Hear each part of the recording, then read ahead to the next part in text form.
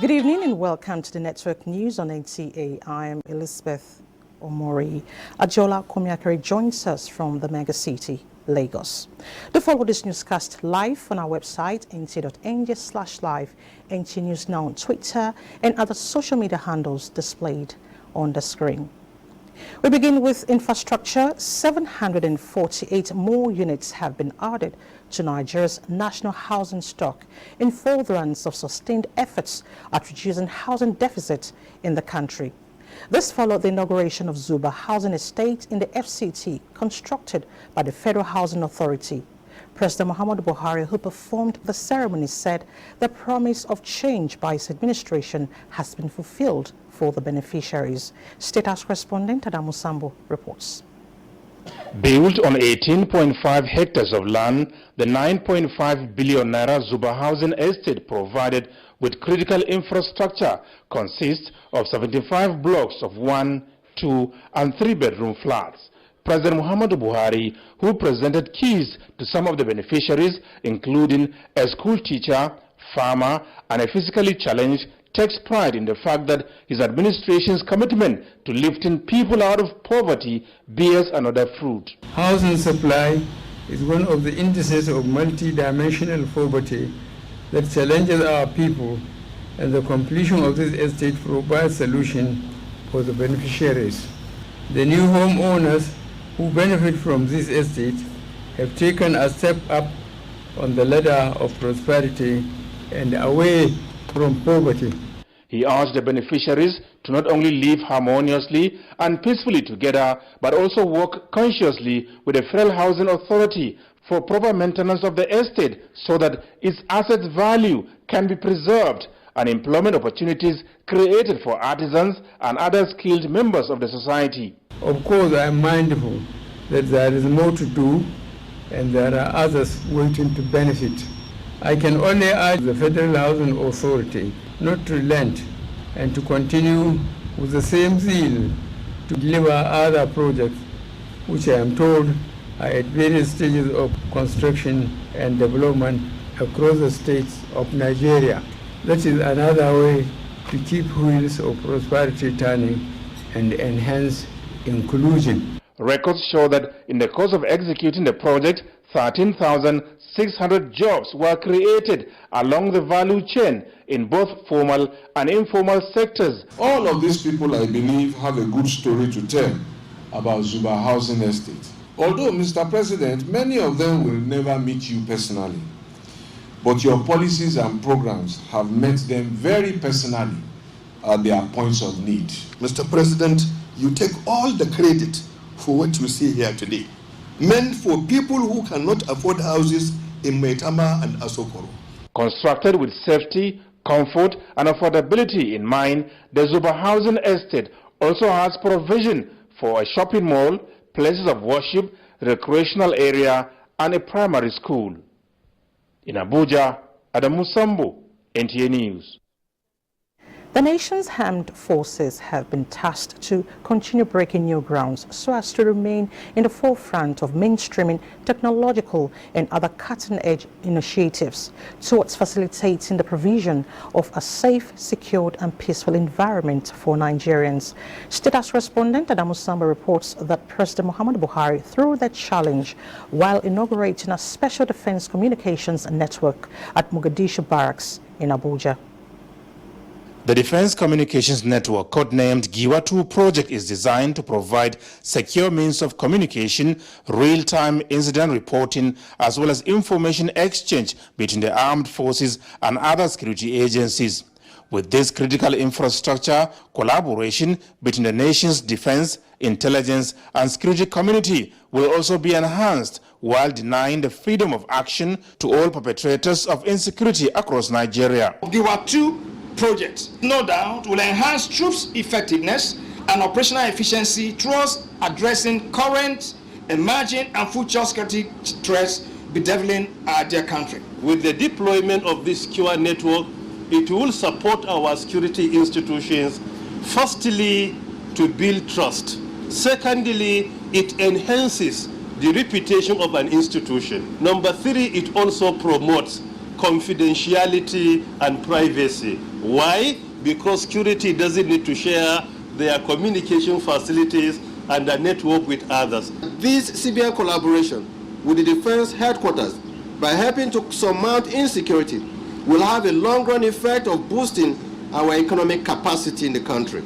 We can gradually expect to see farmers return to their farms more as the military efforts yield tranquility to our nation. President Muhammadu Buhari noted with satisfaction that Nigeria is blessed with a professional and vibrant armed forces continually displaying their unflinching capacity to protect the territorial integrity of the country. I ask the Chief of Defense Staff, Service Chiefs, and all personnel of the armed forces to continue to work assiduously towards enhancing our national security.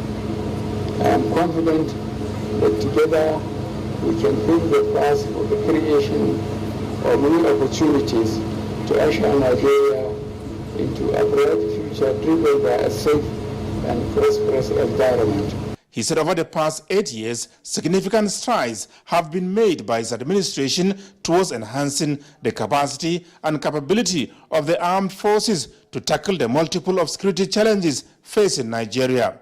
These include the establishment of joint task forces, creation of several new military formations, and the acquisition of new armaments as well as technology platforms to facilitate the conduct of decisive operations against all threats to national security. The federal government will continue to play its part in meeting the demands of the armed forces by evolving the necessary initiatives to enhance the position of our military as a force of global reckoning. I implore all our troops to continue to give their best in the service of the nation.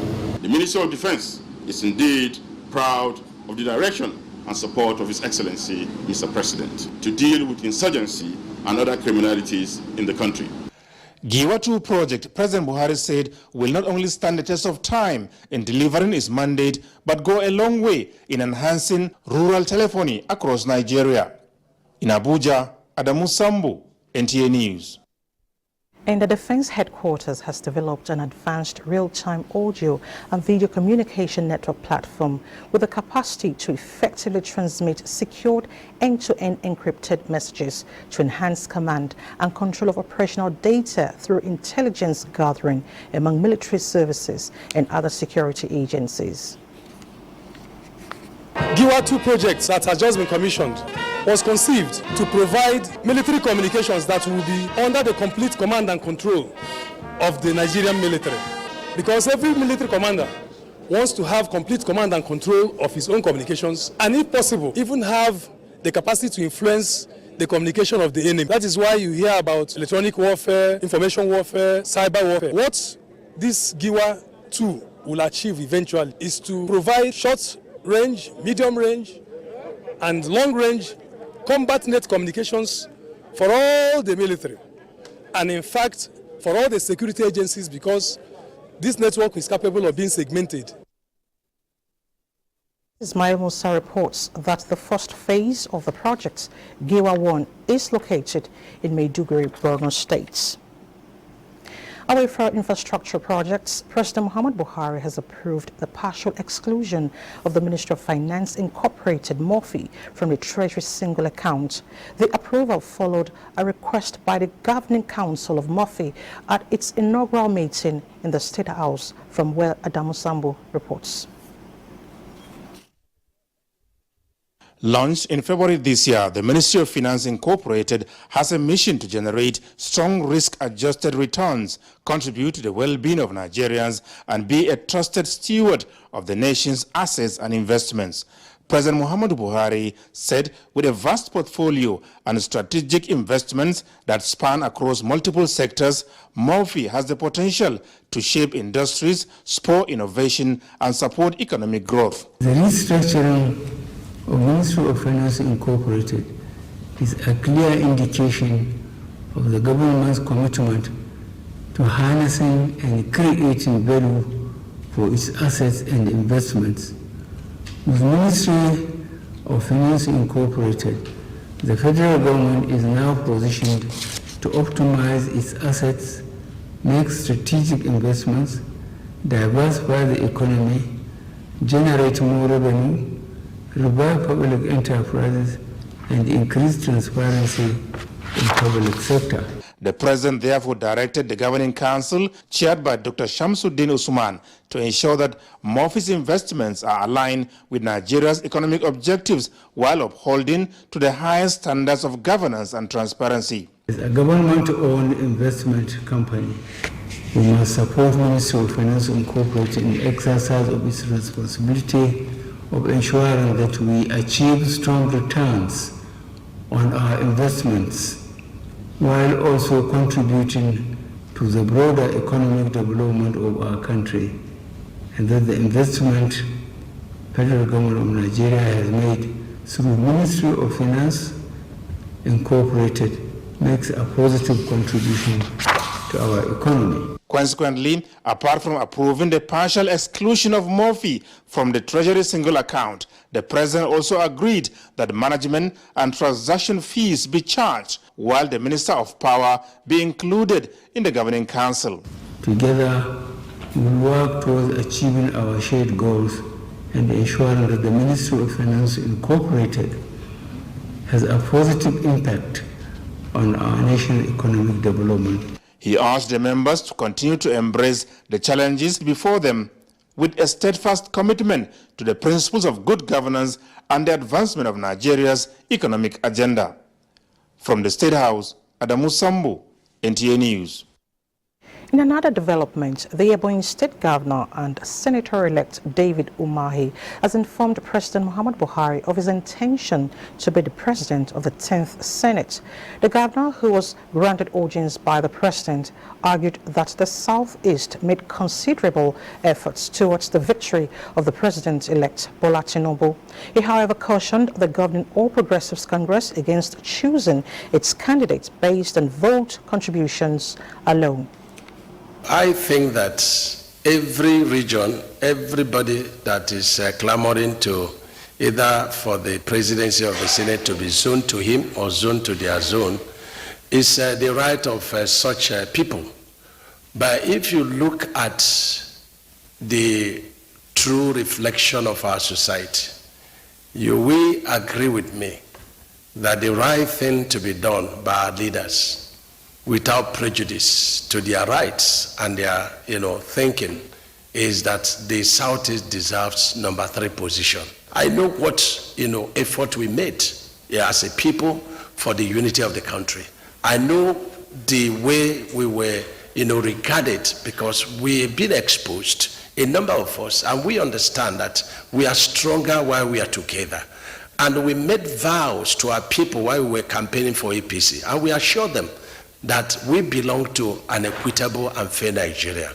And it has come to a point where that, position we took should be practicalized. And that is what we are begging, and that's what we are saying. House correspondent Adamu Sambu reports that the governor was in the State House to invite President Muhammadu Buhari to inaugurate an international airport named after him in Abakaliki. Meanwhile, the Nigerian leader, Muhammadu Buhari, has written to Senate seeking the consideration of the amended 2022 Finance Bill for the 2023 fiscal year. National Assembly correspondent Ignatius Nkwo reports that the President also sought Senate's confirmation of the reappointment of Abike Dabiri-Erewa as Chairman and Chief Executive Officer of the Nigerians in Diaspora Commission.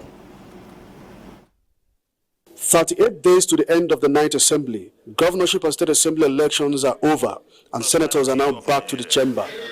Legislative business commenced with executive communications. The amended Finance Bill 2022 led the pack. The amended Finance Bill 2022 presented to the National Assembly today seeks to support the ongoing implementation of the 2023 federal budget by proposing key reforms to specific taxation, customs, excise, fiscal and other relevant laws. In the Revenue Mobilization, Allocation and Fiscal Commission, Ayogu Eze, Enugu State, Peter Opara, Imo, Hawa Aliu, Jigawa, Tanko Haruna, Kebi, Ismaila Muhammad, Kwara, and Kola Wale Abimbola, Oyo State. Senator Uche Ekwunife drew the attention of the Senate to what she described as delay in the issuance of Nigerian passport, as Senate resolved to investigate the matter. Mr. President, the Senate observes that getting an appointment for biometrics capturing at the passport offices now takes between 5 to 8 weeks. After biometrics, many applicants still spend more than 4 months waiting for their passports to be ready for collection. The contract for the printing of Nigerian passport should be investigated because some of the delays are caused by lack of the material, the booklets. The bidder seeks to establish the National Council for Christian Education, which seeks to regulate and set standards, sponsored by Senator Binos Yero, and the Nigerian Data Protection Commission Establishment Bill by Senator Ibrahim Gobir, passed second reading. Religion wrongly applied and practiced is what has polarized our nation and breed extremism and hate. To ensure that the processing of data, subject information from jurisdiction outside Nigeria. Senate resolved to intervene in the intending warning strike by aviation unions as it urged the Minister of Aviation to put on hold planned demolition of aviation agencies' headquarters in Lagos, pending the legislative intervention from the National Assembly. Ignatius Nkwo, NTA News. You're watching the Network News on NTA. Let's take a break now. The news continues shortly.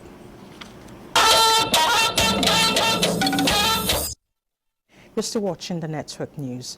Now let's shift attention to Sudan crisis and evacuation process.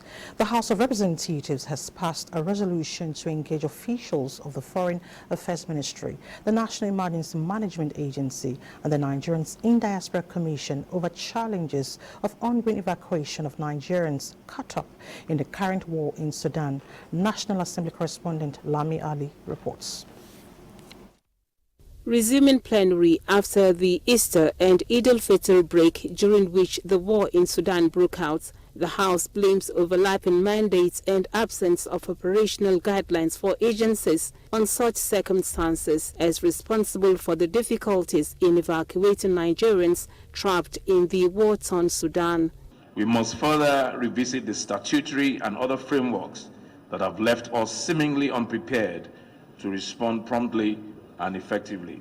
Meanwhile, the House has urged for clemency as the criminal court in the UK is set to sentence Senator Ike Ikweremadu, urging the federal government to intervene. The Central Criminal Court, United Kingdom, and the government of the United Kingdom to tamper justice with mercy. The judgment of the court may take into consideration the Ikweremadu's history of honorable living and distinguished service, their contributions to a better world, and the possibility that, given a chance, through the penitence of service, both Ike and his wife can yet atone for their failings and find forgiveness. The House also resolves to investigate disbursement of $700 million cabotage fund as raised by Henry Nwauba. The lawmakers adopted another motion from Muhammad Al-Ali on the need to investigate the processing of passports by Nigerian Immigration Service and the Ministry of Interior. The motion from Ibrahim Halims urging the suspension of concessioning of Ajaokuta Steel Company and the Nigerian Iron Ore Company was supported by members. The call from Uime Idem urging the inclusion of hospitals and road projects in Okanafun, Akwa Ibom State in the 2023 budget of the NDDC also received their blessings. The non-completion of the project has brought untold hardships to about 40 benefiting communities. 15 bills were read for the third sermon pass, including the bill seeking the establishment of the National Commission for Almajiri and Out-of-School Children. The Speaker brought to the notice of members the President's request to amend the Finance Bill 2022 to support implementation of the 2023 budget. From the National Assembly, Lami Ali, NTA News. Sudan's warring sides have agreed to a 7-day ceasefire. South Sudan's foreign ministry, which made the announcement, says the truce will start from Thursday 4th to Thursday 11th of May 2023. The foreign ministry of South Sudan, which had offered to mediate in the conflict, said its president, Salva Kiir, stressed the importance of a longer truce and naming envoys to peace talks, to which both sides had agreed. Sudan's war has forced 100,000 people to flee over its borders, and as the fighting enters its third week, it is creating humanitarian crisis. And more assurances on return of Nigerians from war-torn Sudan as the Nigerian ambassador to Egypt, Noura Abba Musa Remi, who is at Akel, the Egyptian border with Sudan, in a Zoom interview, gave cheering news of the evacuation process. The Arkil border, this Egyptian side of the border, we are waiting to be called upon to cross to the Sudanese side, at least wait outside the Sudanese side to start receiving our citizens, our students who have been there for 6 days now. As you can imagine, they've been out there for 5 to 6 days. So as soon as they come in, they are going to be checked in by Red Cross to determine their state of health before we put them into the bus and start the 6-hour journey to Aswan. When we get to Aswan, aircrafts will be ready to take them to Nigeria. That is one of the conditions. As soon as we pick them up, we are going to hand them over to name our officials, and of course our officials will accompany them with an escort from the government of Egypt to Aswan airport and straight into the aircraft. We have C-130 on ground, and the Air Peace is on the way. They are going to release the students based on the number of available seats, based on the number of aircrafts on ground. I don't know how many batches are out there. I know there are about 500 people out there. I don't know their batches because they are on the Sudanese side of the border. I'm on the Egyptian side. Of course, you know that the Egyptian government gave us some conditionalities, and we are going to comply with all of them. We are going to go on with the evacuation based on the agreement we signed between us and the Egyptian government. Nobody has crossed the border yet. I heard about it. Kaduna State is making effort, Borno State is making effort, and I think Yobe. Cheering news indeed. And away from the Sudan crisis, following the conviction and pending sentence of Senator Ike Ekweremadu and his wife Beatrice Ekweremadu by the Central Criminal Court, Old Bailey, over the breach of UK laws relating to organ trafficking and modern slavery, the Speaker of the Legislature of the Parliament of the Economic Community of West African States is appealing to the court on behalf of the ECOWAS Parliament for leniency in meting out justice to the couple.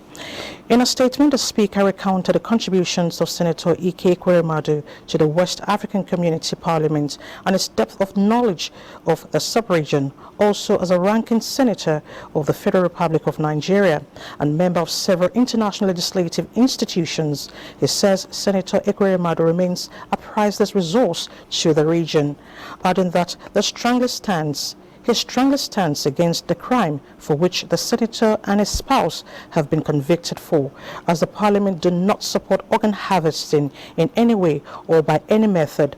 Nevertheless, he believes lessons have been learned. He therefore appealed that the Honorable Court put a human face in this circumstance and temper justice with mercy, considering his good contributions to society. And President Muhammad Buhari rejoices with the media on the occasion of World Press Freedom Day, celebrated every May 3 internationally. On this year's theme, Shaping a Future of Rights, Freedom of Expression as a Driver for All Other Human Rights, President Buhari is delighted that the rights of Nigerian journalists have been protected and upheld in the past 8 years. We have kept the faith. We have ensured that Nigerian journalists have had unfettered freedom to practice their arts. And on this occasion of World Press Freedom Day, we recommit to that resolution even as we wind down in office, the president says. He charges media professionals to continue to be patriotic, work for the cohesion of the country, and exercise their freedom with a high deal of responsibility. Director General of the National Agency for Food, Drug Administration and Control, NAFDAC, Professor Mojisola Adeyeye, says the agency has not banned the importation of Indomie into the country. The NAFDAC boss told our correspondent Haman Jabani this in an exclusive interview. With the news making the rounds in some dailies, NTA News sought to find out the true picture of things concerning the ban on the importation of Indomie, where the Director General of NAFDAC recalled that years back, Nigeria had prohibited the importation of Indomie noodles to allow the growth of indigenous industries. NAFDAC did not ban Indomie. Nigeria government put an importation ban on Indomie many years ago to encourage local manufacturers. And local manufacturers have been registered to produce Indomie. So we have safe Indomie in the country. It has nothing to do with the Taiwan and Indonesia and Malaysia Indomie. On the killer cough syrup, Nochocol, that has reportedly killed some children in Cameroon, the NAFDAC boss said, the killer cough syrup is not in Nigeria. We have looked through our markets. It's not in Nigeria, and people do not need to worry about that because our post-marketing surveillance is heightened. Our borders and ports are also heightened. The agency, she said, will continue to do everything within its powers to safeguard lives and fight against fake and counterfeit products in the country. Hamban Jabani, NTA News. Over 1,000 indigents from Ojago Agbani community in Onkano West local government area of Enugu State are beneficiaries of the free medical treatment courtesy Nigerian Air Force as part of its corporate social responsibility to commemorate its 59th anniversary. Uchenna Namale witnessed the exercise and now reports. I thank God for that. I'm very happy. We are also very happy to partake in this exercise.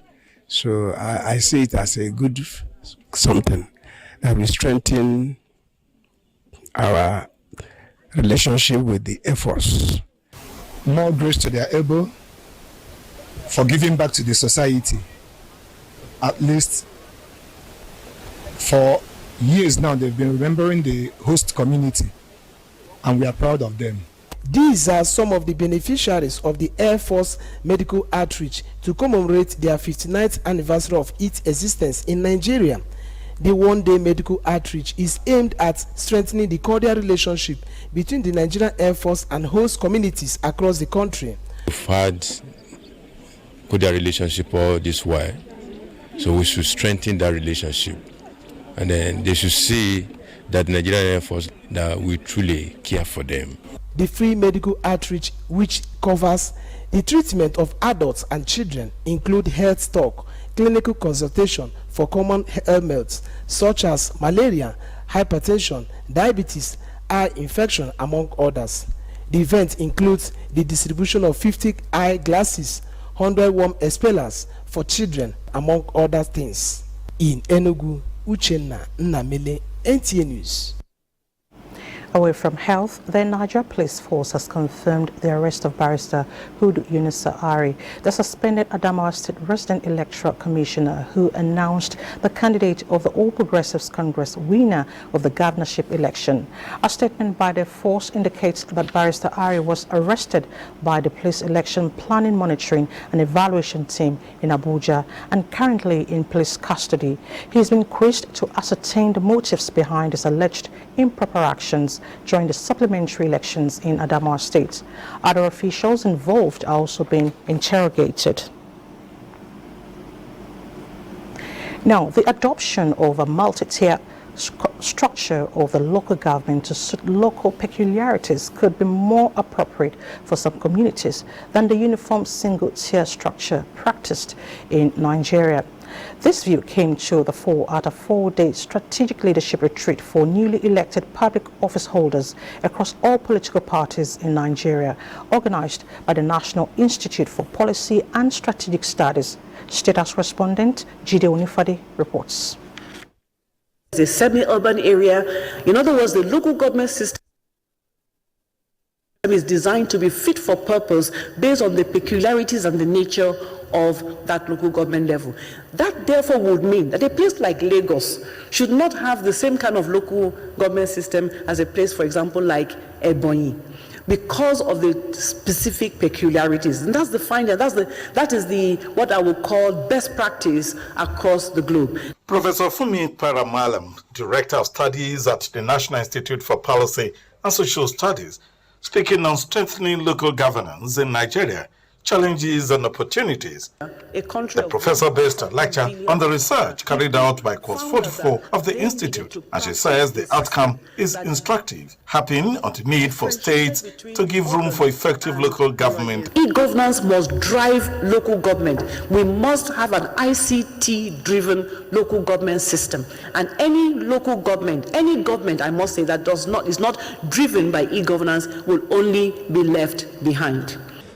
After listening carefully to them, we are going to go back to our states and we will look at how the system is being run, what needs to be done to correct what. The governor of Plateau State, who is my boss, is also from the local government section, and I think he will also key into this paper. He will support willingly the local government autonomy. So we know this has not been done in the past, but it is the duty of the Institute to keep looking for ways and means of ensuring that we provide opportunities for our elected persons to have enough capacity to govern their states. Apart from the president-elect and the governors-elect, the 4-day retreat will also include members of the National Assembly. From the banquet hall of the State House, Jide Onifade, NTA News. In recognition of his leadership qualities and commitment to public engagements for the benefit of humanity, Abdulhamid Dembas, Director General of the Nigerian Television Authority, NTA, was honored with a leadership award by Nasarawa State University. A former Director General of the NTA, Professor Tony Radia, was also a recipient. Hard work and dedication to public service being recognized, and professionals of the Nigerian Television Authority are part of those raising the bar of success.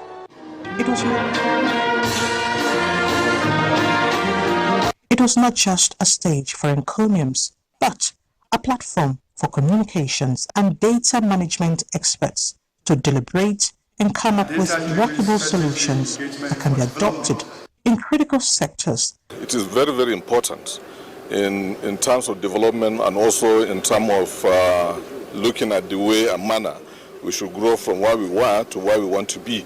And the earlier we embrace change, the better for us in this country and of course in every business undertaking. When you are doing strategic communication, you have a comprehensive overview of what you are dealing with.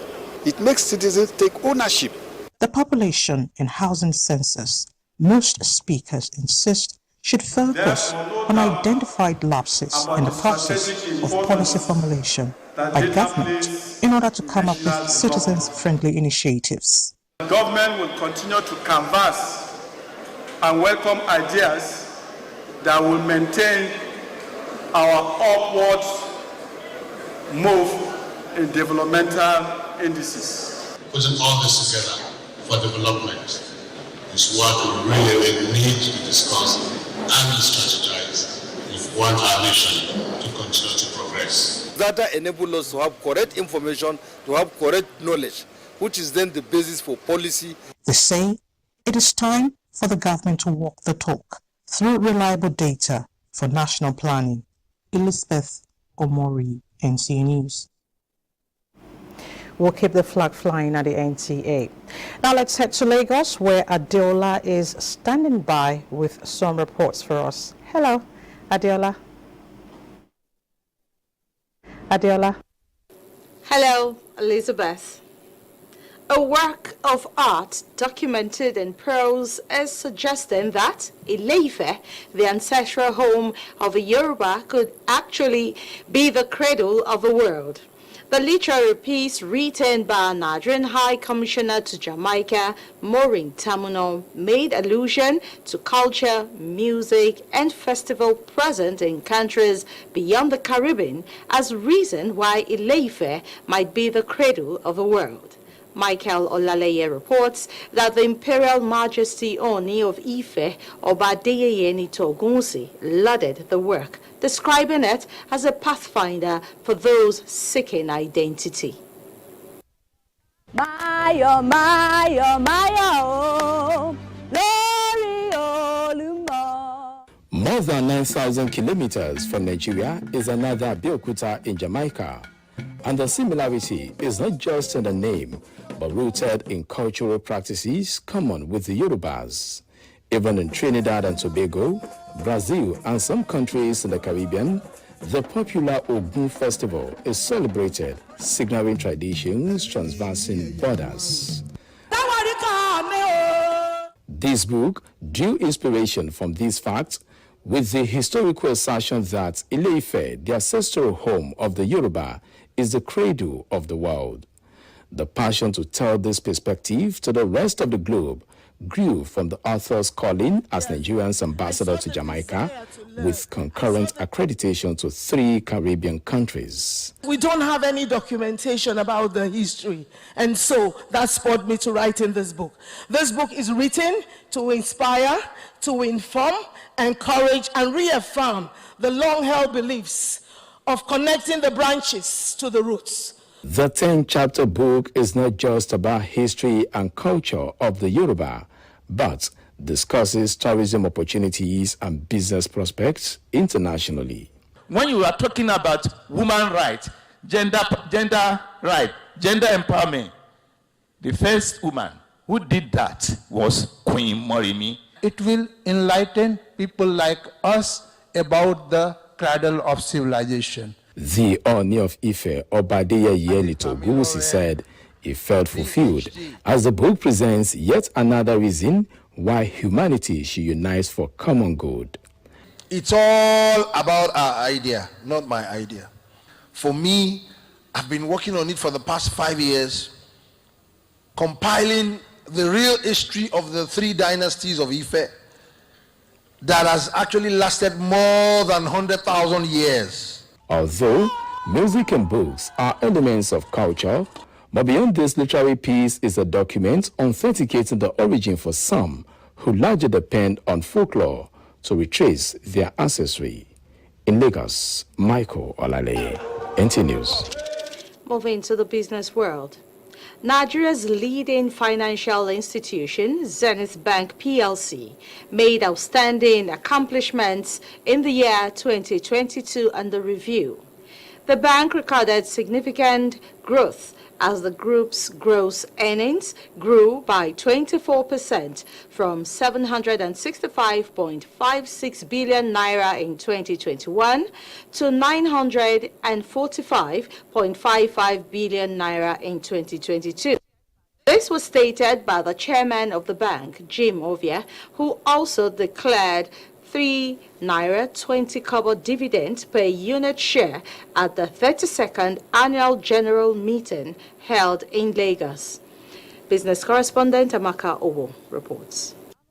The annual general meeting, which was also held virtually, had ordinary business of the meeting to include to present and consider the bank's audited accounts for the 2022 financial year under review, among other issues. After that, the chairman and founder of Zenith Bank PLC, Jim Ovia, presented a macroeconomic review of the year ended, which indicates that despite challenges of running financial institutions, the bank profit before tax rose by 2% from 280.37 billion naira in 2021 to 284.65 billion naira in 2022, while the profit after tax fell by 8% from 244.56 billion naira in 2021 to 223.91 billion naira in 2022. Chief Executive Officer and Managing Director of the bank, Ebenezer Onyago, expressed optimism that with massive growth recorded in the first quarter of 2023 put at 41%, reflecting a double-digit performance by the financial institution. The bank will sustain its growth trajectory. There's a deliberate plan to grow our market share, and it's quite significant. In all the relationship, in all the markets where we play in, we are a big number one or a very close number two, and that is not changing. A final dividend of 3 naira 20 kobo per share was declared by the leadership of the bank and adopted by the shareholders through electronic voting. The economy was very tough last year, but yet they have made enough profit to pay higher dividend than the previous year. Having invested a sum of 1.67 billion naira in corporate social responsibility initiatives in the year 2022, the bank operations were in line with international best practices, as the bank did not pay penalties in respect of contraventions of banking regulations. With numerous awards to its laurels, Zenith Bank is ranked first in Nigeria and the 460th among the top 1,000 world banks in 2022 globally. In Lagos, Amaka O, NTA News. And those are the stories from the mega city. Do not forget to follow this news broadcast live on our website at nta.ng/live and on our other social media handles displayed on the screen for updates. The network news will continue after this break. To stay.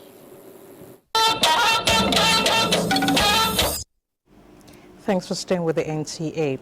Report just reaching us says Team Cairo has successfully moved Nigerian students from the Sudanese side to the Egyptian side of the Akel border. Priority was given to female students in the orderly movement of the 449 students across the border. The students are now being prepared for their departure to Abuja from Aswan Airport. It's indeed a good day.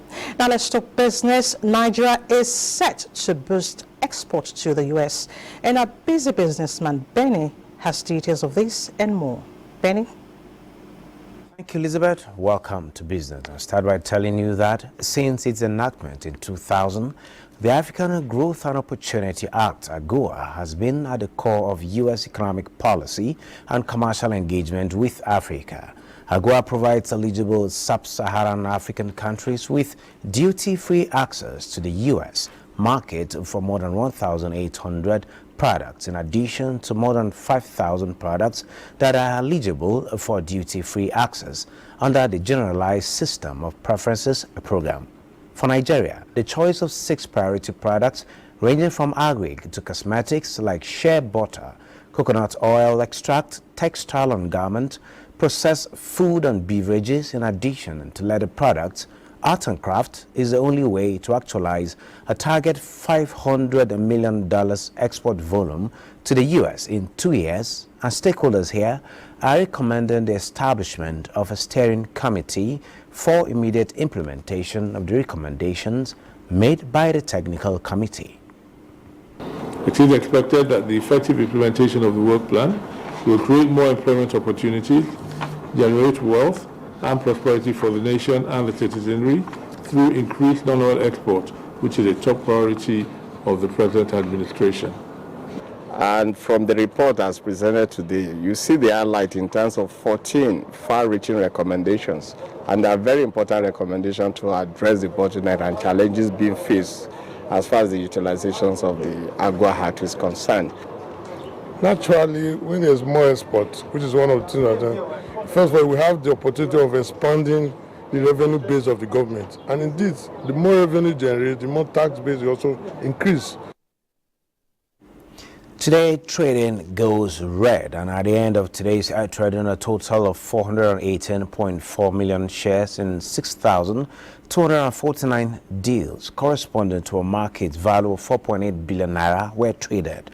Compared with previous trading day, which was Friday, today's data shows 11% decline in volume, but 12% improvement in deals. The current market capitalization is 28.5 trillion naira. Access Holdings recorded the highest volume of 150 million traded shares, followed by Azamansat Insurance of 41.9 million and Wapik Insurance 29.1 million. That is Business News. Network News continues after this break. Federation and Confederation of Africa Under-14 tournament in the Osaji returned to the country early hours of Tuesday after winning laurels for the country in Angola.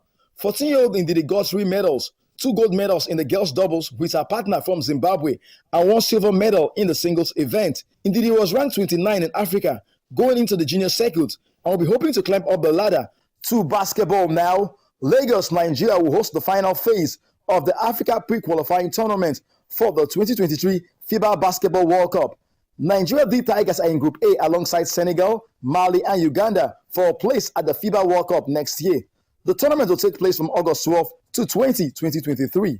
In table tennis, Nigeria dominated the ITTF Africa Regional Championship, which ended in Ghana. The 4-day tournament had teams from Benin Republic, Togo, Burkina Faso, Cote d'Ivoire, Liberia, Sierra Leone, Nigeria, and host Ghana. Fatima Bell of Nigeria set a new record after claiming her 4th women's singles title. While in the men's category, Amadi Ume defeated former champion Oba Kizito of Cote d'Ivoire in the final by 4 games to nothing. Nigeria also won it in the men and women's team events. In boxing, amateur boxers in different weight categories were on duty again after 2 months break. It was the 126th edition of the Lagos Boxing Show, held at the Molade Okoye Thomas Indoor Sports Hall of the Teslim Balogun Stadium, Lagos. I want to make a seminar for the all Nigerian coaches. You have to be a good friend of the game. With Sports Update, Gift George. And Sports Update with Gift ends the news tonight. Thank you so much for watching. Do remember to remain patriotic and let that change you desire begin with you. I'm Elizabeth Omori.